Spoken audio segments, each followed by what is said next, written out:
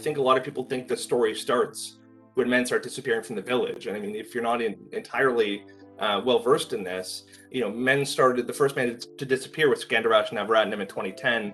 3 men would disappear between 2010 and 2012. Men would continue disappearing over the years without ever really being noticed. And it wasn't until Andrew Kinsman disappears from the village in 2017 that police start proper investigation into the idea of a serial killer and ultimately arrest Bruce McArthur in 2018. So ultimately almost 8 years without firm answers. And the questions of why it goes on that long are really frustrating. And I think it's undeniable that homophobia plays a role, but I almost reject the idea it was just that, because there's so many other problems at play here. Yes, there's homophobia at play. There's also systemic racism at play. Many of these men were racialized. Many of them, actually majority of them, were refugees. One of them didn't have status. One of them was a sex worker. More than one of them had problems with drugs and alcohol. All of those things contributed to their cases not being taken seriously, contributed to their cases being sort of brushed off by the police service. All of that contributed to police, frankly, coming up with grandiose theories about what had happened that tried to explain away these disappearances.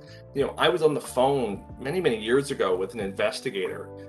I should say, I was on the phone with multiple investigators over the years, all of whom repeated to me this idea that still makes me really angry.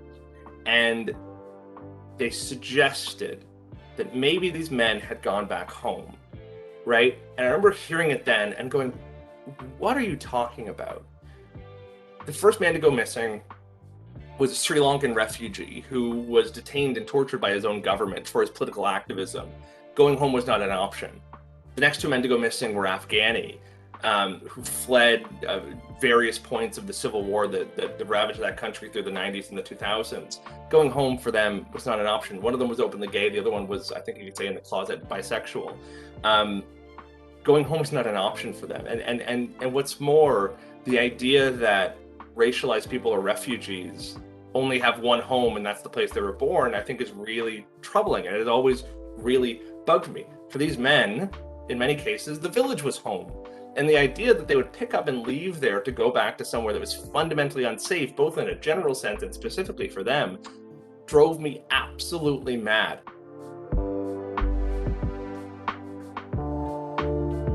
These are really 8 interesting stories. These are really compelling, life stories that that deserve a real thoughtful telling.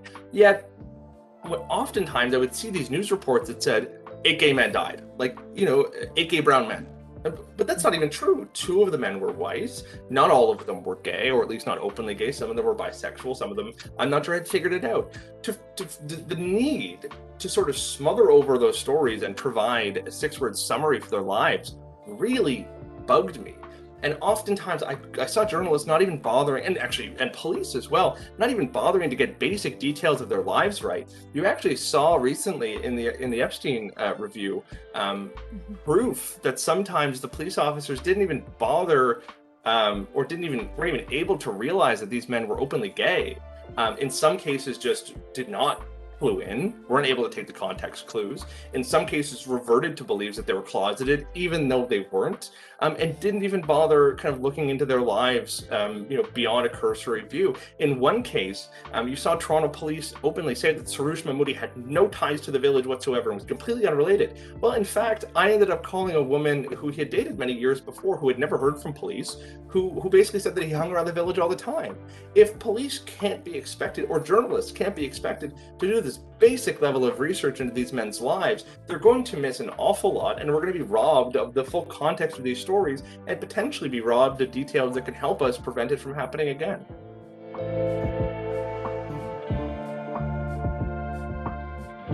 You can ask your politicians, especially Justin Trudeau, to follow through on the promise he made 6 years ago and lied about, saying that he was going to fix Canada's sex work laws to protect sex workers. He didn't do it. He held a bunch of consultations that he pat himself on the back for and then did absolutely nothing. You can demand that the city of Toronto or the province of Ontario stop enforcing those laws. You can stop. You can ask them that they, I realize defund the police has become a real touch point of a debate. But I think we have to get onto the same page that at the bare minimum, defunding operations that target marginalized communities and do little to protect them needs to be defunded, needs to be stopped. And if you want to reallocate those resources, put them into the homicide squad. Make sure that if someone winds up dead or murdered, that we get answers for why that happens, and to make sure it doesn't happen again, to make sure that serial predators actually get off the streets, and that we worry less about non-violent criminals who are frankly doing very, very little to reduce public safety. I think you can demand that police actually engage with those communities in a real way, or get out of the way. I think one recommendation from the Epstein inquiry is really brilliant, and I actually think it may be the most powerful of all of them. And it's that we need to take away the exclusive ownership of missing persons cases away from the Toronto Police Service. We need social workers and community advocates and folks who actually know how to deal with the community, at least taking point in some cases on missing persons investigation. I can tell you if that had happened in these cases, I think Bruce McArthur would have been arrested before he killed many more people.